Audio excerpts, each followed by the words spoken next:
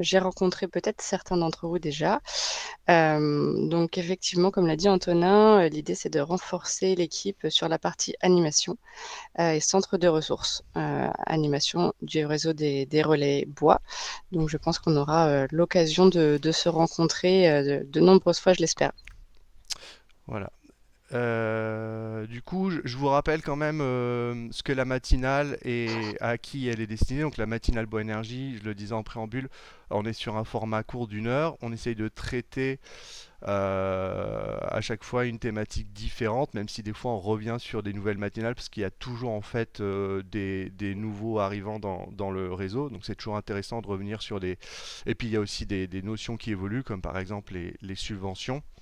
Voilà, un format court qui cherche à vous informer sur une thématique précise et qui est à destination des relais bois énergie. Qu'est-ce qu'un relais bois énergie? En fait, c'est quelqu'un, enfin c'est une personne morale ou physique qui va en fait être au contact des projets de chaufferie bois au terrain et qui accompagne les projets en binôme avec elle. Après, à part bien sûr donc les animateurs contrat chaleur renouvelable de l'ADEME qui eux sont en totale indépendance sur l'accompagnement des projets. Voilà, donc ce matin, on vous propose, suite au sondage, donc merci de l'avoir rempli, suite au sondage, on vous propose cette thématique, les 20 conseils pour la conception d'une chaufferie bois. C'est une thématique que nous n'avions pas encore traitée en tant que matinale, même si ça avait déjà été traité dans une autre animation de elle. Voilà, on a décidé de continuer un petit peu.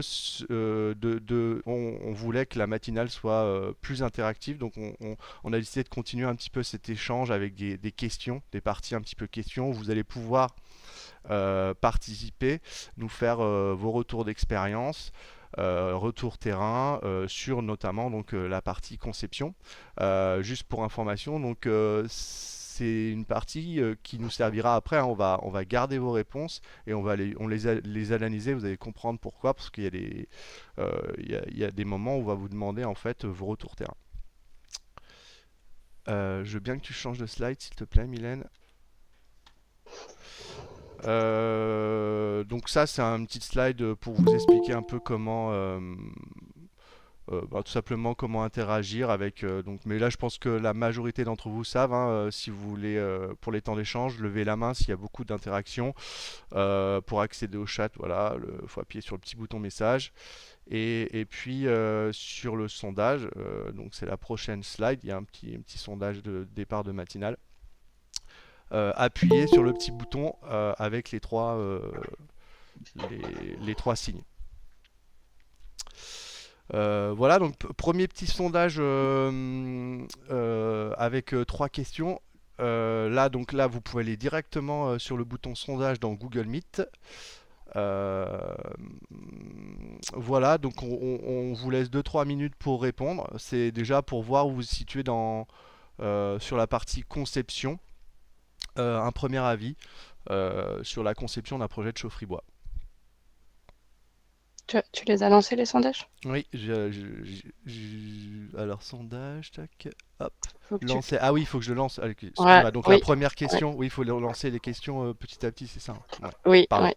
je suis pas encore, voilà. Donc la première question, avez-vous déjà accompagné la conception d'un projet de chaufferie bois? Bon, je présume que on va voir un. Ah non, j'allais dire une majorité de oui, mais au final, Est-ce que tu as activé aussi le fait que les personnes puissent voir les réponses? je crois, ouais. C'est bon, on les voit, ça y est. Super.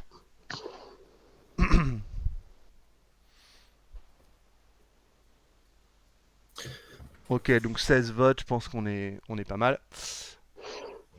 Et ben en fait, du coup, on a quand même 5 relais qui n'ont pas encore pour le moment accompagné de projet. Donc je pense que ça va être une matinée intéressante pour eux. Vous allez voir, on va rentrer quand même dans un certain détail technique, donc ça va être aussi intéressant pour les autres. Je lance tout de suite la deuxième question, qui est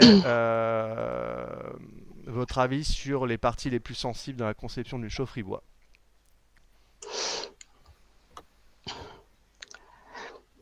Sachant que du coup, ce qu'on peut aussi dire, Antonin, c'est que Mm. là, on a aussi 7 projets terminés. Donc, n'hésitez pas à partager vos retours d'expérience sur ces projets terminés. Et ceux qui ont des projets en cours, à en profiter pour poser vos questions et vos problématiques du moment, on va dire. Mm. Tout à fait.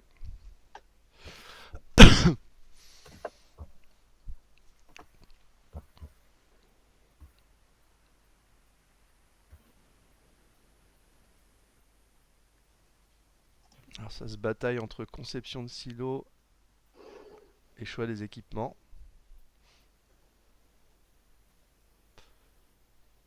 On a 14 votes sur 17. 15. Bon, on voit de toute façon, on voit clairement que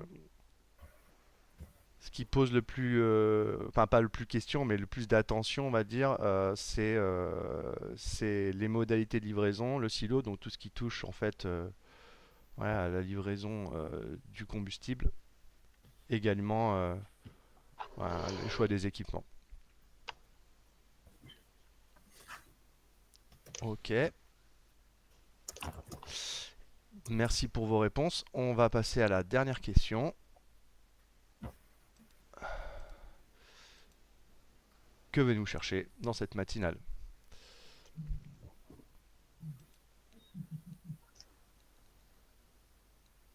Donc comme ça, Marc pourra s'appuyer en direct Mm. sur les réponses de ce sondage pour pouvoir peut-être plus ou moins approfondir. Déjà sur la deuxième question, pour plus ou moins approfondir la partie, et puis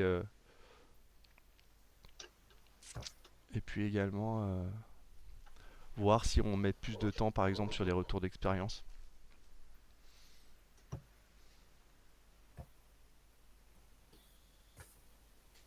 Donc on a déjà 2 personnes qui souhaiteraient avoir des réponses précises pour une problématique qui rencontre sur un projet. Donc on laissera du temps en fin de matinale hein, pour échanger sur ces projets.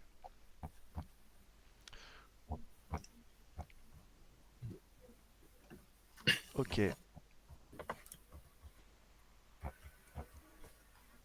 Donc on est plus sur un approfondissement technique. Bon, il reste 3 personnes à voter. Je vais quand même clore le sondage. Je vous remercie beaucoup pour tous vos votes. Ça va nous servir. Et je vais passer la main à Marc pour qu'il vous présente la première partie qui du coup va traiter tout ce qui touche à l'implantation de la chaufferie et puis les modalités de livraison. Ça marche, merci. Merci Mylène, merci Antonin là, sur l'introduction. En effet, on passera plus ou moins vite. Et puis de toute manière, vos questions nous permettront de revenir sur certains sujets. On va le faire comme ça. Bah, bonjour à toutes, bonjour à tous déjà. Meilleurs vœux à ceux qu'on n'a pas eu l'occasion de rencontrer. C'est encore temps, je me permets. Donc, pour rentrer directement dans le sujet, donc voilà, on a 20 points. Le premier, le plus important, voilà, c'est une approche peut-être personnelle, mais je pense que plusieurs d'entre vous, notamment ceux qui ont participé à l'émergence de certains projets, ne me contrediront pas, c'est du bon sens. Impliquer les futures équipes techniques dans la conception des outils, ça va de soi et bien souvent c'est les petits détails qui nous apportent, qui font vraiment l'intérêt et la réussite des projets. Donc les services techniques et agents de maintenance, voilà, si possible, les impliquer. On en parlait en amont de cette réunion. Dans les entreprises, on n'a pas trop la difficulté. Généralement, c'est le réflexe. Les équipes de maintenance sont souvent associées dans la conception. Dans les collectivités, c'est moins facilement le réflexe parce qu'on n'a pas forcément les équipes techniques. Premièrement, on n'a pas forcément les équipes techniques compétentes, mais ça reste parfois des choses de bon sens. Donc, n'hésitons pas à les impliquer dans la limite du temps qu'ils ont. Et ça reste un bon conseil. Mais j'aurais envie de dire les futures équipes d'exploitation, quand elles ne sont pas encore recrutées, si possible, passer les marchés d'exploitation les plus tôt possible, avant que la chaufferie soit finalisée, de façon à ce qu'au moins en phase, à minima en phase chantier, il puisse y avoir un échange entre le futur exploitant et le concepteur. Les équipes de travaux étant là, il y a encore des ajustements à la marge qui peuvent être envisagés. Ne serait-ce que sur les sujets d'analyse fonctionnelle, de régulation même, sans parler de génie civil. Donc voilà, conseil de bon sens, associer les futures équipes techniques, à la fois exploitants, fournisseurs de bois. Voilà. On propose, nous, les formations, notamment pour les agents des collectivités qui veulent faire de l'exploitation en régie, en formation initiation. On aime bien avoir des agents ayant déjà une chaufferie en place, puisqu'ils ont des problématiques, et donc on a des échanges très concrets, mais cette formation est ouverte aussi aux agents qui n'ont pas encore de chaufferie. Donc, quelques mois, 1 an avant d'avoir la chaufferie, pourquoi pas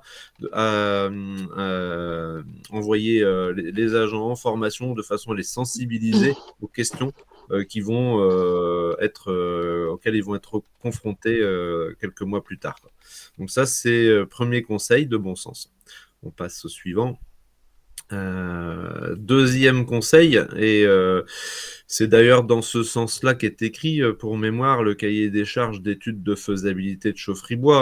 À chaque fois, la première question, c'est déjà de se renseigner sur les ressources en bois qu'on a localement, les ressources en biomasse, devrais-je dire, les ressources en biomasse qu'on a localement et les choix qu'on va faire, l'orientation. Pourquoi ? Parce que derrière, il va falloir caler les équipements caler les équipements pour permettre un bon fonctionnement avec ces biomasses. Je ressors tout le temps le même exemple, vous me direz, mais je me souviens sur le secteur du Pays de Vitré, il y a pas mal d'années déjà, un maire qui était surpris que sa chaudière ne puisse pas brûler de copeaux de menuiserie une fois qu'elle a été restituée, une fois qu'elle a été réceptionnée. En fait, dans son esprit, lui, il pensait qu'on allait se fournir avec les copeaux du menuisier local, qu'il avait très bien identifié, et qu'il avait fait quelques promesses, quoi.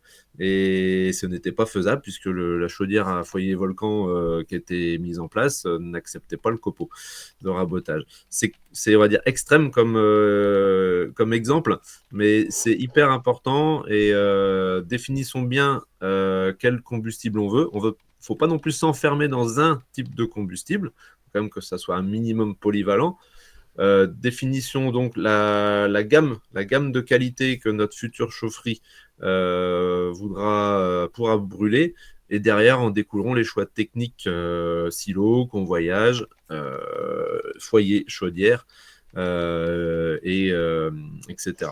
Donc voilà, ça c'est un point important, on pourra y revenir si besoin. L'implantation, en effet, tout à l'heure, ce n'était pas un critère qui semblait ressortir comme étant important.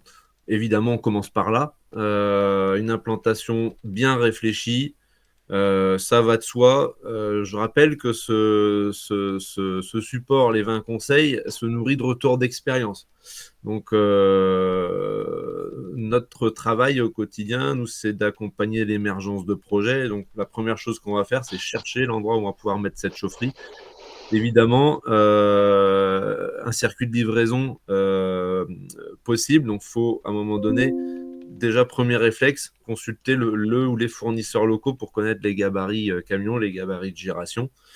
Il y a des outils qu'on verra tout à l'heure qui existent pour cela. Mais le point de vue du fournisseur de bois, c'est l'idéal. Vous faites votre étude d'opportunité pour ceux qui les font. Et sinon, quand c'est elle qui les fait, on n'hésite pas à impliquer le fournisseur de bois, lui demander un coup d'œil et en cas de doute, quoi. Donc, idéalement, la chaufferie à côté du plus gros consommateur. Pour la plupart d'entre vous, ça ne vous aura pas échappé pour des questions de performance des réseaux. La possibilité voilà, sur l'implantation, il ne faut pas être dans des endroits trop contraints. Il faut pouvoir approcher les camions, mais aussi pouvoir, pour remplir les silos, mais aussi pouvoir les vidanger en cas de pépin. Les questions de voisinage sont régulières, et donc il n'y a pas plus tard qu'avant les vacances de Noël, on m'a posé des questions sur les questions de masquage, voilà, ombrage, ombre portée, le bruit, les panaches de fumée. Donc il y a des réponses techniques pour le bruit, les pièges à son par exemple, pour les panaches de fumée aussi sur le type de combustion. pour le masquage, on va avoir du mal à trouver des réponses techniques. Mais voilà, bien souvent, si on peut déjà avoir trouvé une alternative au niveau de la situation de la chaufferie, on répond déjà à ces problèmes-là, pour pas que le projet soit trop vulnérable. Et puis après, sur les études de sol, voilà, là-dessus, sans aller déjà faire une étude de sol, déjà ne pas mettre la chaufferie à des endroits et à des endroits où ce serait compliqué, d'où l'importance d'avoir les équipes techniques de l'entreprise ou de la commune avec vous. Voilà, donc une petite illustration de contre-exemple, hein, on en aura des tas, mais bon. On peut passer, on va pas passer trop de temps sur ce slide-là, qui est plein de bon sens aussi. La quatrième, c'est là que je pense qu'il faut investir à passer du temps. Et la plupart d'entre vous qui accompagnez des projets, je pense que vous ne me contredirez pas. Il faut qu'on arrive à trouver un bon point de départ pour que derrière, ça simplifie à la fois les techniques d'implantation, mais surtout qu'on arrive à contenir les coûts du projet. Donc, profiter des nivellations naturelles, ça peut être très intéressant. Ce qu'il faut retenir pour ceux qui n'ont jamais accompagné de projet, on va privilégier le bénage gravitaire, mais dans le même temps, une chaufferie au même niveau que le silo. Donc, certains, dans le tour de table là, ce matin, ont conçu des chaufferies carrément et sont allés sur des chaufferies 100% enterrées pour cette raison-là, d'avoir tout du même niveau et de privilégier le bénage gravitaire. Évidemment, c'est assez rare qu'on puisse faire une chaufferie de même niveau et que la chaufferie et que le sol du silo. Sans l'enterrer. Donc, on est à la recherche donc, de dénivelé, un dénivelé de 4-5 mètres sur 10 mètres de distance. C'est pas partout qu'on en trouve, surtout en ville, mais on a quelques exemples illustrés. Donc, voilà, ça se fait. Il y a d'autres solutions de recréation de pentes ou de choses comme ça, hein, mais donc voilà, je ne vais pas aller beaucoup plus loin là-dessus. Deux petits exemples. Donc celui-ci, voilà, on peut aussi intégrer dans l'existant.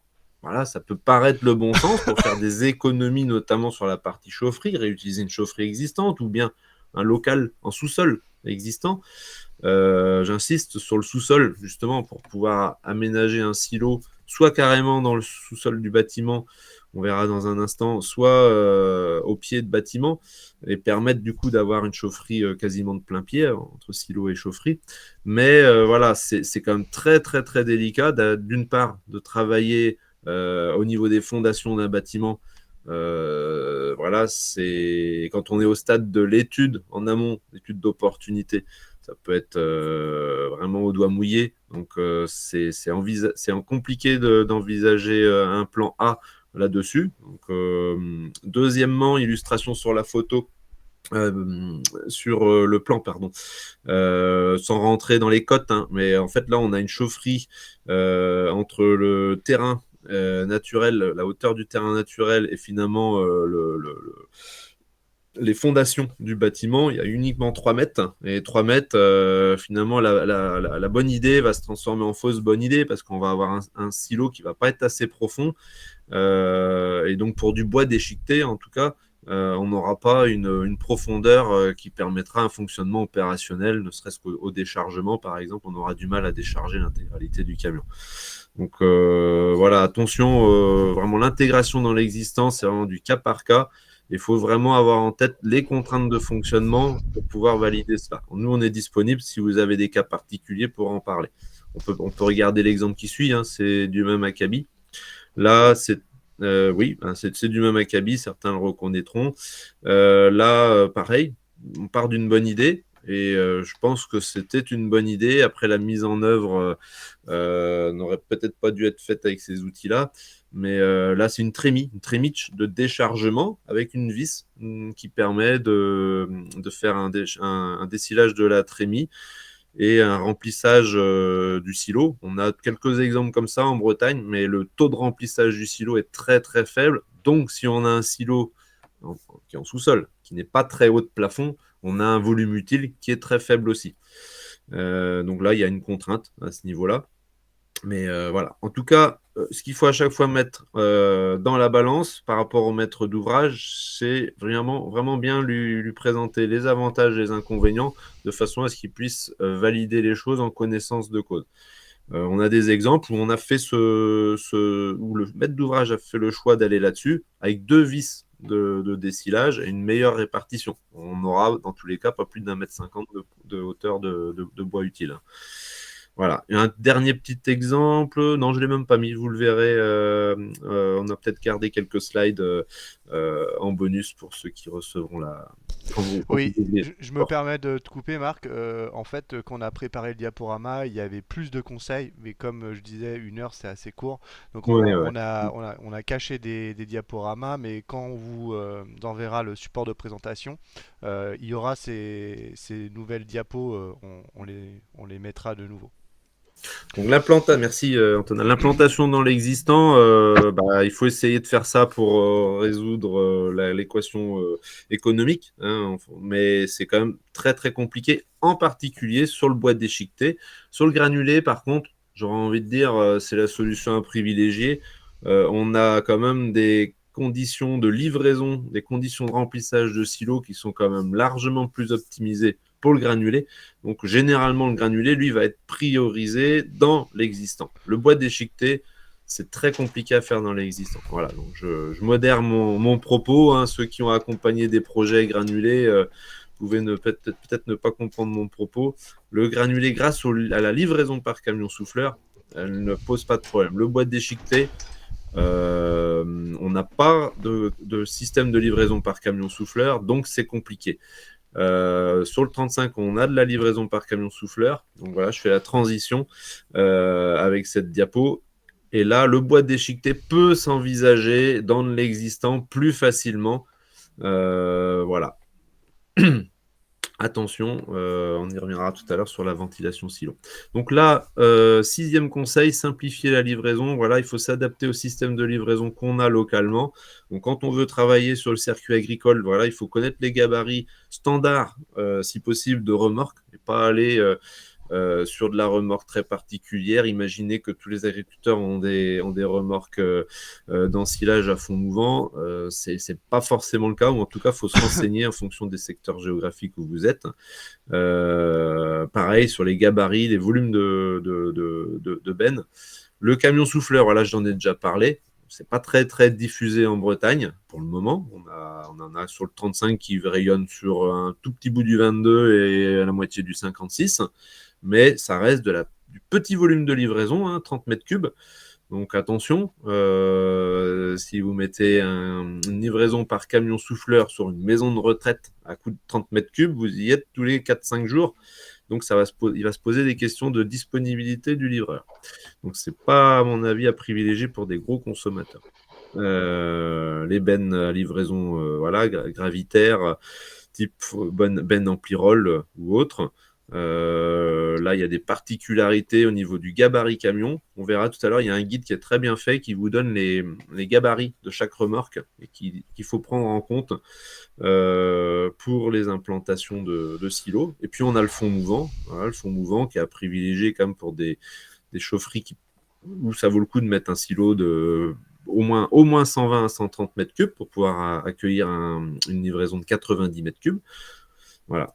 Donc, on verra tout à l'heure la notion de volume utile de silo. Mais l'idée, c'est encore une fois de mettre les fournisseurs dans la boucle afin d'orienter le projet vers les dispositifs de livraison adaptés.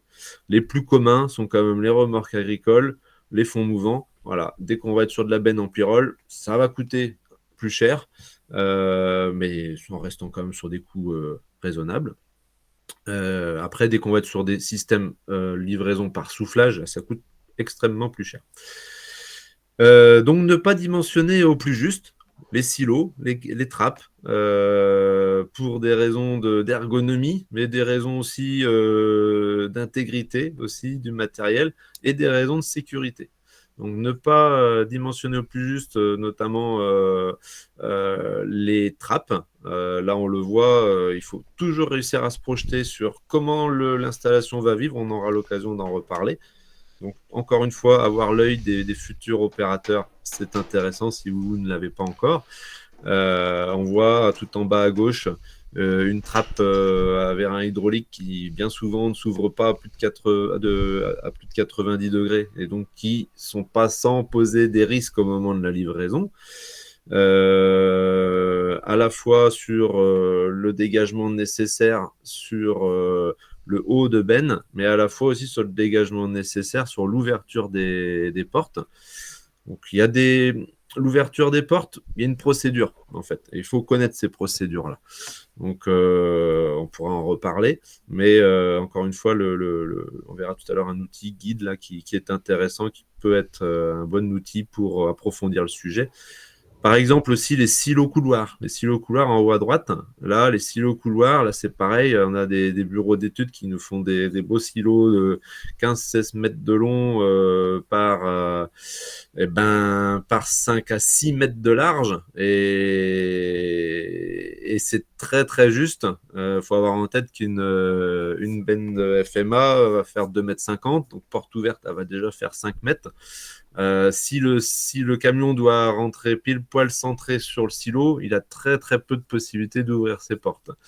Donc ça pose des vraies questions d'ergonomie, mais de sécurité aussi. Là, on voit un opérateur qui se met en difficulté. Là. Et je passe en bas à droite, voilà, il y a des risques de casse aussi. Donc, Marc, il te reste 2-3 minutes pour cette partie. Ok, merci. Donc, toujours dans l'idée de simplifier la livraison, bah pareil, sur les trappes, faut privilégier les trappes qui s'ouvrent au maximum, finalement, par rapport aux trappes qui se basculent. Les trappes qui permettent une ouverture totale, manuelle ou pas, en tout cas manuelle sur galet, c'est largement envisageable. Ça ne demande pas énormément de force mécanique. Idéalement, troisième point, les centrer sur le silo. Mais ça, on est contraint par rapport à des questions de génie civil.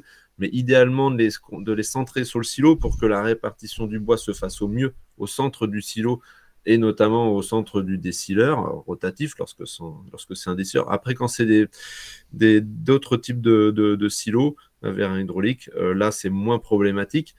Mais il faut vraiment, on verra tout à l'heure le volume utile du silo. Si jamais un bureau d'études vous propose un silo enterré, avec chaufferie enterrée, j'espère, mais avec une trappe décentrée, il faut vraiment tenir compte dans le volume utile de silo au risque d'avoir des surprises derrière, de volume utile trop faible. Car le bois déchiqueté coule assez peu et donc aura du mal à se répandre sur l'intégralité de la surface du silo. Voilà. Donc, on peut aller sur la dernière. Une dernière diapo sur la partie silo pour vraiment parler à la fois de l'approche du silo, notamment les rebords. On a régulièrement des difficultés sur les hauteurs de rebord de silo. Ça a toujours existé et on en a encore. Il faut vraiment insister sur la faible hauteur du rebord de silo pour pouvoir permettre un bénage, une approche déjà et un bénage sans difficulté. L'absence d'obstacles, les balcons ou les débords de toiture, les fils électriques. Généralement, on y pense, mais les débords de toiture, on n'y pense pas forcément lorsque le silo est à l'aplomb d'un bâtiment. Voilà. Ce qu'il faut retenir, c'est vraiment ce qui est important sur le volume utile du silo. Il faut essayer il faut avoir en tête qu'entre le volume en eau, donc le volume total, et le volume utile, dans le meilleur des cas, vous aurez sur du décileur rotatif, vous aurez 70% du volume total. Ça peut être un petit peu plus sur d'autres systèmes de décilage, mais il faut vraiment prendre en compte comme volume utile le volume livré, donc le volume livrable, la taille de la benne, plus le volume tampon qu'on souhaite entre deux livraisons. Ce volume tampon, il est déterminé par l'autonomie qu'on souhaite, l'autonomie minimale qu'on souhaite. Donc un exemple, si on est livré en 40 mètres cubes et qu'on vous propose un silo de 60 mètres cubes, ça va commencer très très limite. Donc il faut vraiment être au-delà. Après, tout ça, c'est lié à des compromis. Voilà. Okay. Merci. Ok, donc on arrive à la fin de la première partie. Merci beaucoup Marc pour ta présentation. Et c'est à votre tour de participer à cette matinale. On souhaitait vous sonder sur, pour vous, quel était en fait le conseil prioritaire sur l'ensemble des slides que nous avons vus ensemble. Je lance le sondage. Hop. Si je le retrouve. Voilà. Donc, petit A, impliquer la future équipe technique. Petit B, euh, connaître les offres techniques des possibles des approvisionneurs. L'intégration de la chaufferie, conception du silo. Et n'hésitez pas, si vous avez une autre réponse, à mettre votre commentaire dans le chat et on traitera.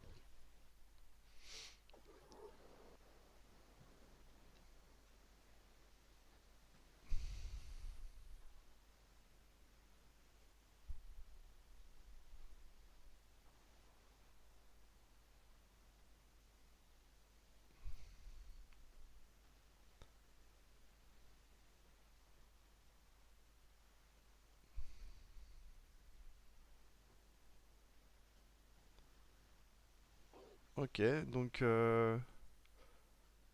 on est sur quand même une majorité de silos, sur la conception du silo, ce qui est pas si étonnant, hein. C'est vrai que on voit que il y a pas mal de points de vigilance sur le silo, que ça soit sur les modalités de livraison, sur l'intégration du silo dans l'existant.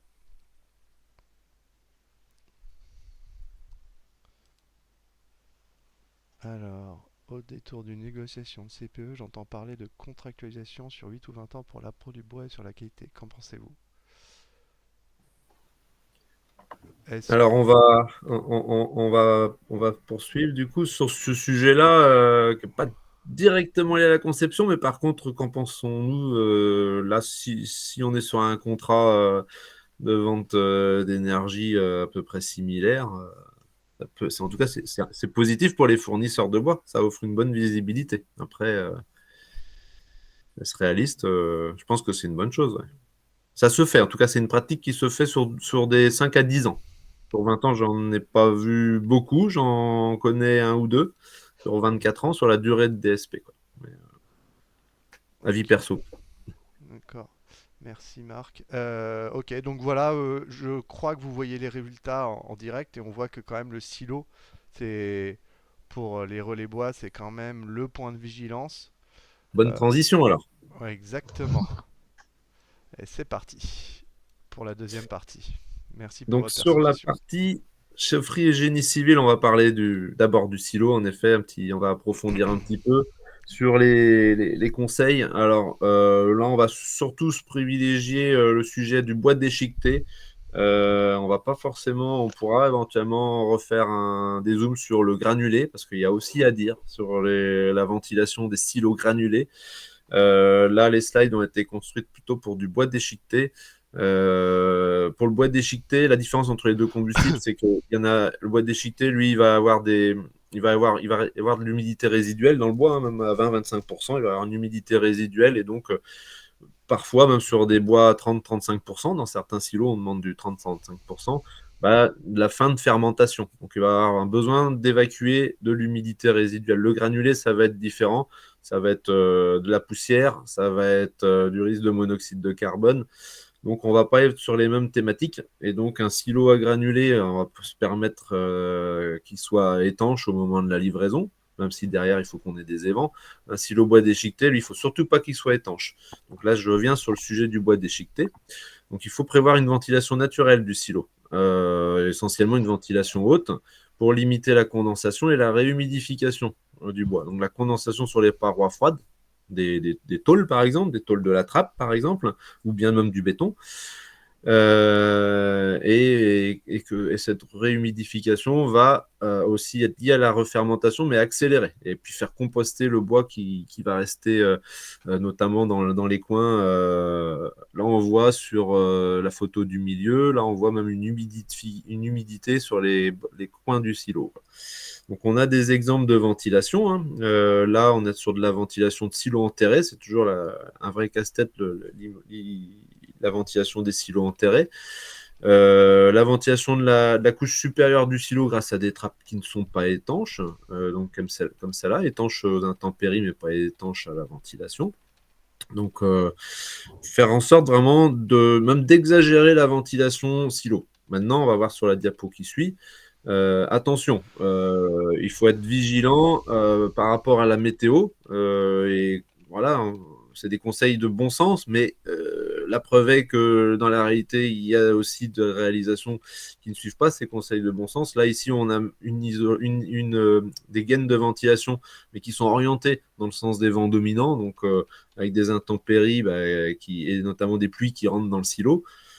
Donc, il faudrait orienter les bouches de ventilation, mais ça paraît du bon sens. Et puis, sur le génie civil, à la fois en surface, bien veiller à ce que les entreprises travaillent l'étanchéité, notamment des bords de silos, ou bien mettre les caniveaux, ou bien au moins à minima, ne mettre pas le silo dans le bas d'une pente sans caniveau. Ça, on a vu aussi. Je n'ai pas mis les photos, mais voilà, parce que bon, ça fait un très bel exutoire pour l'eau, mais c'est pas l'objet d'un silo. Et en bas, voilà, les drainages, au niveau du génie civil, hyper important. La recherche de sources. Après, on n'est pas à l'abri qu'il y ait une petite source au moment où on creuse, mais il va falloir mettre en place les pompes absolument, parce que l'ouvrage, bien qu'il soit étanche, ça ne durera pas très très longtemps, quoi. Donc on a aussi des mauvais exemples là-dessus qui, au bout de 10, 12 ans, décident de refaire un silo en surface parce qu'ils n'arrivent pas à s'en sortir avec leur silo qui prend l'eau en sous-sol. Ça, c'est pas propre au bois, hein, j'aurais envie de dire. Mais bon. L'extraction de silo. Bon, adapté à la puissance pour se donner un ordre de grandeur, en tout cas dans notre perception des choses. À la fois au niveau des gammes de matériel existantes, ça va être compliqué d'envisager en dessous de 400 kW du silo à racleur, équipé de racleurs hydrauliques. C'est ce qu'on voit en haut à droite. C'est un équipement de dessilage qu'on peut voir dans des silos rectangulaires et qu'on va plutôt voir sur des chaufferies, des petits outils industriels, des chaufferies au-delà de 400 kW. En dessous, c'est compliqué pour les fournisseurs d'équipements de proposer ce type de technologie, même si un ou deux sont susceptibles de le proposer. Après, c'est aussi compliqué de mettre en concurrence. Néanmoins, en haut, les racleurs hydrauliques, on va aussi plutôt les privilégier à la fois pour des installations plus grosses, donc avec des silos plus gros, livrés par camion FMA, fonds mouvant, et aussi quand on va avoir du combustible un peu plus grossier aussi. Car l'exemple du dessous, donc l'extracteur rotatif, hein, lui qu'on va avoir plutôt sur des petites chaufferies, lui est assez sensible aussi à la granulométrie puisque c'est de l'extraction par vis. Et donc le pas de vis permettant d'accueillir des gabarits de bois. Là, les P63 en haut et les P16, 31, 5 et 45, en fait, c'est des classes granulométriques. Donc voilà, au-delà de 45, à mon avis, au-delà de P45, ça va être compliqué d'envisager aller sur de l'extraction par vis. Mais dans l'autre sens, sur des bois très très très très fins, donc en dessous du P16, on en voit rarement, mais des silos à sciure ou à copeaux, ça peut être aussi compliqué d'aller sur des systèmes de dessilage rotatif. On va être sur des trucs plutôt marginaux, mais des vis pendulaires ou des choses comme ça, quoi. Ça se voit très rarement. Donc le convoyage, une fois qu'on est sorti du silo, là c'est pareil, là vous connaissez le sujet par cœur et la filière aussi a été marquée aussi par pas mal de problématiques. Quand on a des gens autour des utilisateurs de chaufferie bois dans une salle, la plupart du temps, on va nous dire les problèmes viennent du convoyage. Donc c'est pour ça qu'il faut réussir à travailler, une fois qu'on a travaillé sur la configuration de la chaufferie, son implantation, donc il est important qu'on arrive à travailler sur les choix techniques adaptés. Donc, si nous, on fait la promotion des chaufferies de plein pied, enterrées ou pas, c'est pour limiter les dispositifs de convoyage en pente. On préfère même, à la rigueur, avoir un système de remplissage de silos très contraignant, avec une trémie et une vis verticale, mais qui sert une fois tous les 15 jours, une fois par mois, plutôt que d'avoir une vis en pente accentuée qui sert, elle, en permanence. Voilà. En termes d'aléas, il y a quand même plus de problèmes dans le deuxième cas que je citais. Donc, un critère du plan bois énergie, donc le critère d'éligibilité du plan bois énergie, c'est de mettre en place, lorsqu'on part sur des systèmes de convoyage à vis, des chaufferies qui ont un système de convoyage à vis avec une pente inférieure à 30 degrés. Si on peut ne pas avoir cette pente, c'est encore mieux. Sinon, au-delà, il faut partir sur du convoyeur. Voilà. Donc là, quelques belles illustrations. En haut à droite, là, ça marche très bien, il n'y a aucun souci, surtout que là, on est sur une vis d'extraction directe de silo. En bas à droite, là, ça marche pas. Et on a des solutions techniques pour essayer de limiter la gravité du problème, les occurrences de panne, mais ça reste ce n'est pas à reproduire, quoi. Voilà, on peut continuer. Une remarque générale, là aussi portée par du bon sens, c'est celle-ci. Un local chaufferie, il faut qu'il soit adapté.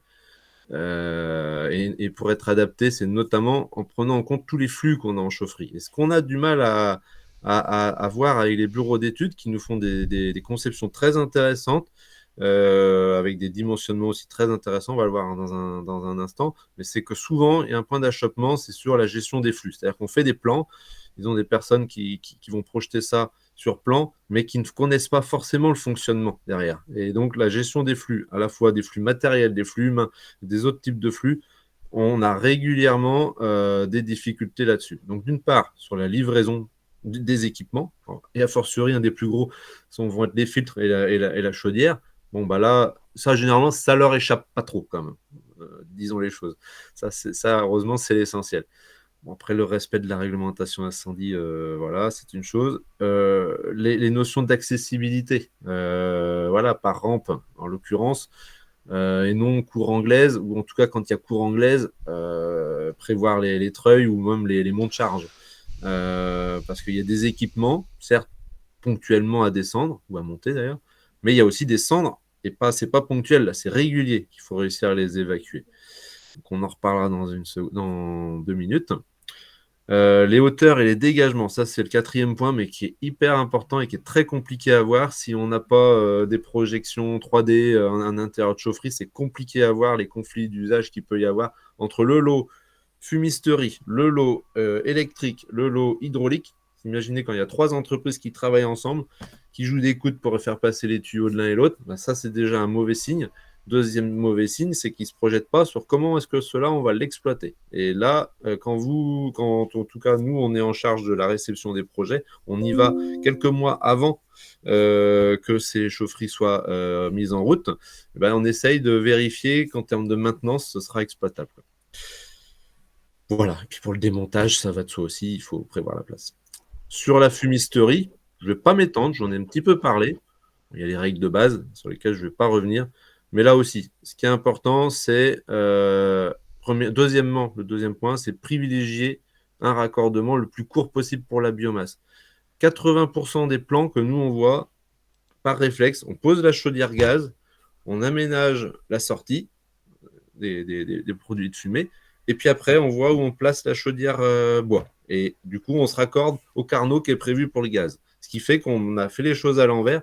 On a parfois des carnaux et des conduits de raccordement qui font 3, 4, 5 mètres pour le bois, 1, 2 mètres pour le gaz. Bah, je suis désolé, ça, c'est pas logique en termes d'exploitation. Le conduit bois sera quand même plus fréquemment entretenu. En tout cas, quand il est entretenu, il y aura un petit peu plus de travail à faire, des diamètres plus importants. Voilà, donc ça, c'est pareil, c'est du bon sens, mais c'est des réflexes des concepteurs qui ne sont pas acquis. Donc, n'hésitez pas à faire passer les messages. Je passe les questions de ramonage et de nettoyage, puisque ça, on en a parlé juste à l'instant. Voilà. Ok, merci Marc. Troisième et dernier sondage concernant cette partie. Alors là, on a décidé de modifier un petit peu en disant on fait plus appel aux personnes qui ont déjà accompagné des projets bois et on souhaiterait savoir sur quelle partie vous avez rencontré le plus de problèmes ou en tout cas qui ont été le plus discutés en amont des projets ou sur lesquels vous avez dû justement intervenir en tant que accompagnateur de projets bois. Je lance le sondage, pardon, hop, voilà.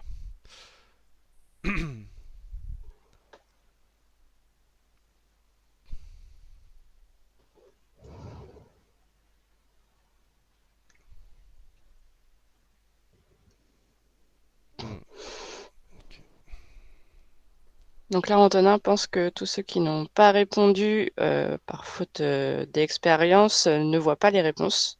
Ah, Donc si tu peux nous les détailler, il faut ah répondre pardon. pour Ah, voir il les faut réponses. répondre. Bah, Oui, au pire, ils peuvent peut-être répondre autre partie, comme ça on saura que c'est eux. Mais c'est vrai qu'il peut y avoir quelqu'un qui répond autre partie.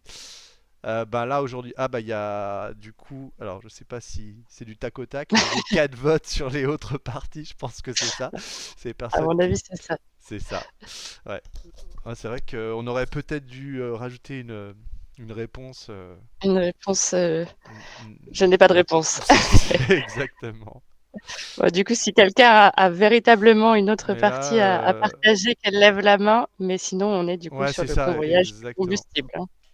En gros, de tout, oui, voilà, convoyage du combustible avec quand même une personne qui est sur le local chaufferie. Au local chaufferie.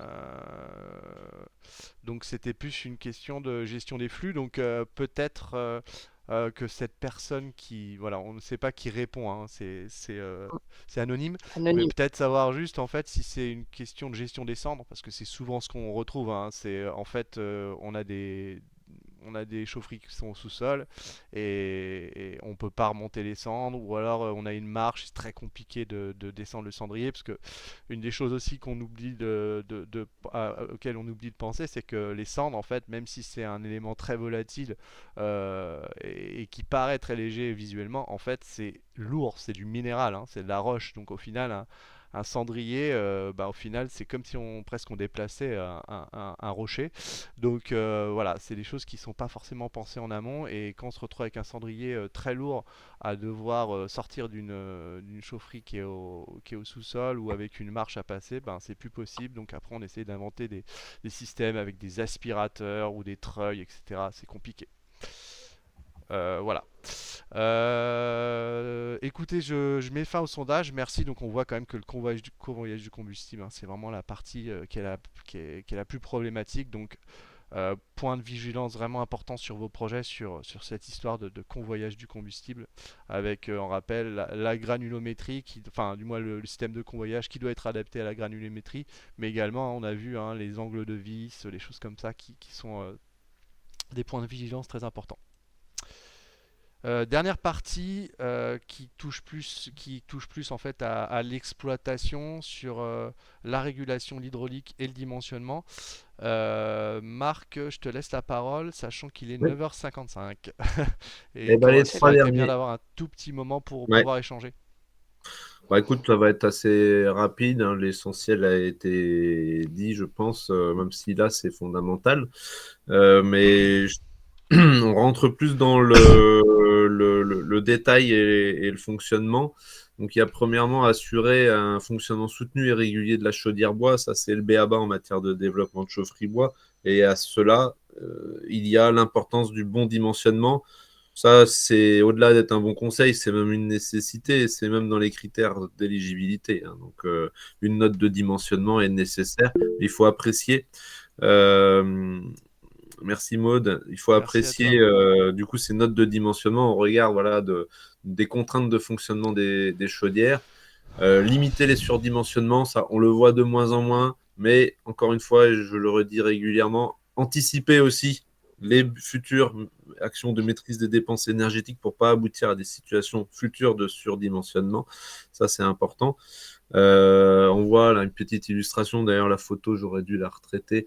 On vous enverra le support avec la photo retraitée. Là, elle a basculé. Là, c'est un début de création de mâche fer observé sur une fin de foyer. Bon, bah, on est typiquement lié là à des arrivées d'air sec, des arrivées d'air sur combustible sec, quoi. Donc,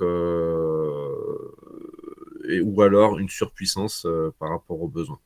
Derrière, voilà, on voit que la nécessité de bien dimensionner les cascades, bien les régler, est nécessaire. Voilà, on voit des exemples de chaudières qui fonctionnent de façon contraire à ce qu'il est important de mettre en place pour la pérennité des outils, elles n'arrivent pas à faire leur cycle, quoi. Elles n'arrivent pas à faire leur cycle. Donc cette diapo-là, on pourrait y passer pour le coup la journée. Donc je ne vais pas y revenir. Le message important, c'est le bon dimensionnement et l'anticipation des futures baisses de besoins énergétiques. Et Marc, C'est deuxièmement l'interopérabilité. pardon, Sur... Marc, juste un point qui est à mon avis important sur le Ouais, dimensionnement des écoute. chaufferies. Vous avez un critère que la majorité d'entre vous, je pense, connaître, mais auquel il faut se référer, qui fonctionne bien à l'étape de note d'opportunité, hein, c'est les heures équivalentes pleine puissance. Euh, donc je vais pas du tout rentrer dans le détail comment on calcule tout ça, mais voilà, une Ça chaudière sert à ça. qui a qu'une centaine d'heures d'équivalent de pleine puissance, on peut être sûr qu'on est quasiment dans du surdimensionnement. Ça fait partie aussi des critères d'éligibilité du plan Bois Énergie Bretagne de ne pas être en dessous de 1500. Donc voilà, c'était juste, si vous avez besoin de renseignements sur ce critère, je pourrais vous aider, vous me contactez, il n'y a aucun souci. Mais ça, c'est quelque chose qui fonctionne bien pour tout de suite détecter du surdimensionnement, mais des fois aussi du sous-dimensionnement, ce qui est beaucoup plus rare du coup. Il y a eu des questions, on va les prendre après. Là, on va Ouais. finir du coup Mm. sur l'avant-dernière diapo. Là, ça va avec le dimensionnement, mais c'est ne pas négliger la conception hydraulique. À la fois, ben là, il y a une illustration sur le ballon tampon, hein, qui, je dirais pas qu'il est obligatoire, mais en tout cas, c'est important d'avoir un volume tampon dans l'installation qui soit matérialisé sous forme de ballon ou d'autres choses. En tout cas, c'est important pour justement limiter ces courts cycles, valoriser au mieux le taux de couverture bois. Ça, c'est des choses importantes. Et il est important que voilà, certains fournisseurs d'équipements vont vous dire oui, c'est facile, c'est 30 litres par kilowatt.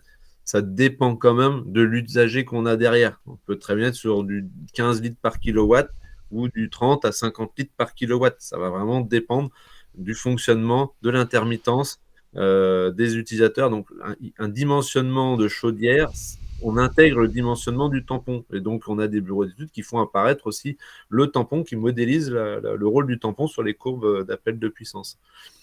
Voilà, je ne vais pas détailler davantage. La gestion des cendres, illustration seulement. C'est un vrai sujet qui est sous-estimé dans la conception des chaufferies. Régulièrement. Les bureaux d'études n'ont pas forcément la culture de ce sujet-là, parce que bien souvent, ils font quand même beaucoup plus de projets en énergie fossile. Et là, on a quand même un point particulier, c'est les cendres. Sur les chaudières bois, on a une production de cendres, hein, de 0,5 pour le granulé à 1 voire 2% de matière sur masse anhydre entre les chaufferies. Donc, c'est pas négligeable. Et donc, c'est des produits qu'il faut évacuer. Donc, il y a toute une ergonomie de la chaufferie, une conception. Et donc, ça, première chose à demander au maître d'ouvrage, c'est que souhaitez-vous faire descendre? Et une fois qu'on a des réponses, ce qui est rare, c'est de construire les solutions à mettre en face entre la chaudière et la sortie. Je ne vais pas détailler car il y a eu un webinaire qui a été fait sur le sujet. On pourra vous donner le lien du webinaire qu'on a réalisé avec le CIB et qui, sur 1 heure et demie, vous passe en revue tous les systèmes qui existent. Mais c'est l'objectif de ce conseil qu'on vous met en avant, c'est de vous sensibiliser, si ce n'était pas déjà le cas, à ce sujet-là pour que vous-même vous sensibilisiez les maîtres d'œuvre, les maîtres d'ouvrage. Que souhaitez-vous faire descendre? Quelle solution on a? Si on peut, le moins souvent on les touchera les cendres, mieux les exploitants se porteront. Quand on a des agents en formation, même quand tout se passe bien, il y a toujours le petit point noir qui est la cendre. Bon, j'espère qu'elle n'est pas noire, ce qui est de mauvaise combustion. Mais le petit point gris, en tout cas, sera la gestion de la cendre. Voilà. Donc, si on peut leur faciliter la vie avec ça, ça sera très bien. Il y a des solutions illustrées ici qui peuvent être intéressantes. Voilà pour le tour d'horizon rapide, chronométré, C'est mais on beau, a il essayé est de civiliser 10h01. l'essentiel. L'essentiel, alors une chose à dire, le dispositif Fonds Chaleur 2024 amène des recommandations sur la conception. On n'a pas fait de zoom là-dessus parce que pour le moment, on n'a pas assez de recul sur l'interprétation terrain que cela devra faire appel. On en reparlera. Voilà, Merci quelques Aurélie, bonne journée. illustrations. Là, les guides qui viennent d'être passés, là, c'est des documents qu'il faut que vous vous procuriez. Le premier, donc ça, c'est un document qui a été fait par Aurélie qui vient de nous quitter et Antoine Quévreux de Elle, donc Aurélie de l'ADEME qui était à Elle avant, dans le cadre du programme OptiWood. C'est plutôt sur l'optimisation du fonctionnement. Le guide technique des silos, réalisé par Fibois Dromardèche, est très très intéressant. Vous pouvez l'acheter sur leur site internet. Je vous le conseille si vous intervenez dans la conception. Voilà, si on est sur de l'étude d'opportunité, ça va peut-être un peu loin, mais si vous intervenez sur de la conception, c'est très intéressant. Et le dernier, on met à votre disposition, c'est une checklist des points de vigilance qu'on utilise, nous, quand on fait de la réception de chaufferie. Voilà. En tout cas, Marc, moi je me permets de, entre guillemets, te contredire sur le deuxième guide parce que je l'utilise beaucoup pour mes études d'opportunité. Vas-y, Non, vas-y, mais y a c'est en pas de fait, souci. c'est important parce que au final, il y a dans ce guide, il y a par exemple les gabarits des camions. Alors peut-être qu'on peut retrouver sur Internet. C'est pas si simple que ça. Il n'y a pas T'as les raison. ressources dispo. Eux, dans leur guide, par exemple, ils décrivent tous les gabarits de camions. Moi, j'avais le cas d'un emplacement de chaufferie. Il fallait qu'il passe en fait en dessous d'un bâtiment. Bah, la hauteur de camion, ça a pu en fait, m'aider sur enfin, le choix du camion par rapport à sa hauteur, ça a pu m'aider sur le choix des modalités de livraison. Est-ce que je pouvais, par exemple, faire passer un fond mouvant ou une benne ou un camion benne, quoi. Et c'est vrai que j'ai utilisé ce guide-là, qui est quand même super bien fait, et même sur les autonomies, on en parlait rapidement sur l'autonomie, les volumes final, volume utile, etc. Il est vraiment super bien fait. Donc moi je m'en sers et vraiment j'incite l'ensemble des relais bois qui font des études d'opportunité, alors bien sûr hein, en binôme avec elles, mais qui ont une certaine autonomie sur l'accompagnement des projets, de le prendre parce qu'il est vraiment très bien fait. Et je crois qu'il coûte pas si cher que ça, il coûte peut-être une cinquantaine d'euros si je me trompe pas, donc ça vaut vraiment le coup. On peut peut-être prendre les questions là qui sont arrivées sur le chat. Donc Marc a répondu à la dernière question et il y avait une question sur l'aspect cascade. Voit-on apparaître de plus en plus d'installations 100% bois, à savoir bois plaquette, bois granulé? On pousse à, mais j'en connais pas plus que deux, mais il y en a peut-être d'autres. Donc de plus en plus, c'est un grand mot. Je pense que ça a été un petit peu freiné avec l'emballement sur le prix du granulé, mais je pense qu'aujourd'hui, c'est assez serein de continuer à pousser cela, je pense. Donc il n'y a pas d'emballement. Du 100% bois non plus. Le gaz, vu que ça s'est un petit peu calmé aussi, au moins en secours, est mis en place. Maintenant, il faut innover, il faut continuer à innover. On va faire, il y aura une visite prochainement là, de la chaufferie de Lambert, bois plaquette, bois granulé. Donc, je pense on verra le retour d'expérience, mais ça demande des. Voilà, sur le dimensionnement, là aussi, il faut savoir ce qu'on veut quoi, pour réussir à faire un bon dimensionnement et savoir lequel on veut privilégier. Ouais, Euh, j'en profite là du coup par rapport à ça, comme le disait Marc, le 12 mars prochain, il y a une journée de visite et d'information basée sur cette chaufferie de Lanmeur qui fonctionne justement avec du bois plaquette et du bois granulé.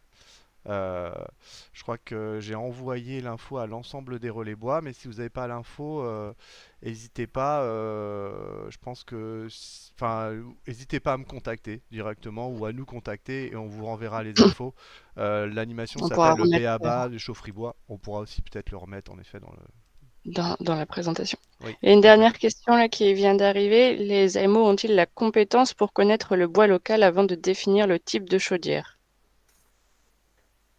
Alors en tout cas, c'est pas tant une histoire de compétence Hmm. qu'une histoire, voilà, de leur donner accès à l'information. Donc c'est vrai que c'est important qu'ils puissent avoir accès à l'information.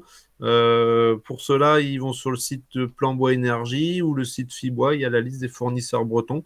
Et en tout cas, dans les études de faisabilité, on demande à ce qu'il y ait un inventaire des fournisseurs locaux. Généralement, ils en consultent 2, 3. De cette façon, ils peuvent à minima les consulter sur le prix et leur qualité de bois. Si le maître d'ouvrage est ouvert, pourquoi pas les mettre autour de la table? Je vois pas l'inconvénient. Et on va peut-être prendre une dernière question. Un projet avec un convoyage par vis à 30 degrés sur 7 mètres, qu'en pensez-vous? Le BE est confiant sur le fonctionnement de l'installation.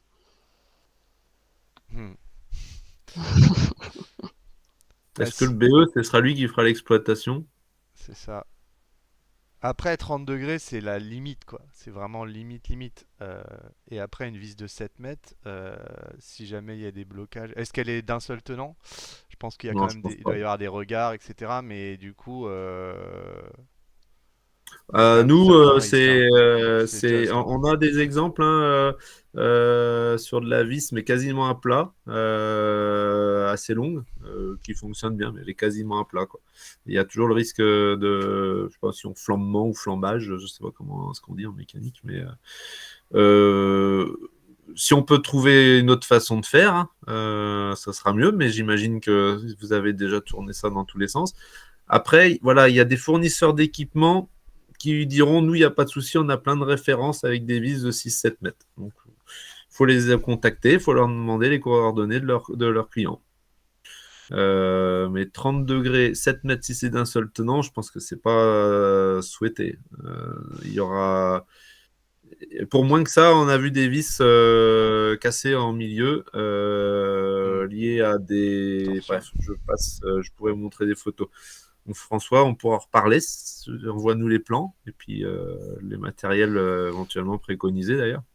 Après, il existe aussi, alors c'est avec un surcoût assez important, mais il faut comparer le coût d'un remplacement d'une vis, on va dire tous les 2-3 ans, avec le coût initial de ce type de convoyage. Mais il y a le convoyage à raclette à chaîne, pardon, excuse-moi, qui permet de convoyeur à chaîne, qui permet d'avoir des angles plus importants ou de remonter le bois plus facilement sans qu'il y ait des blocages de vis ou des torsions de vis ou de l'usure prématurée de la vis, quoi. Ça, j'ai eu un ou deux projets comme ça où c'est le choix qui a été fait parce qu'on était obligé de partir sur un silo enterré avec un angle de vis important. François, on peut en reparler. Après, voilà, il y a contrainte qualité de bois qui va être importante parce que sur 7 mètres, il y a au fur et à mesure où la vis va s'user, elle va s'user vite. Il va y avoir une usure prématurée qui fait qu'elle va être de plus en plus sensible à la qualité du bois, donc forcément à la qualité des gros morceaux de bois. Donc c'est des contraintes d'exploitation certaines, mais s'il n'y a pas d'autres solutions, je pense qu'on peut en reparler parce que je pense qu'il y en a d'autres. Après, il y a moins de concurrence après, c'est ça le problème. Bon, je vous propose qu'on clore cette matinale sur la conception des chaufferies bois. Donc la prochaine matinale, on va vous envoyer rapidement l'invitation.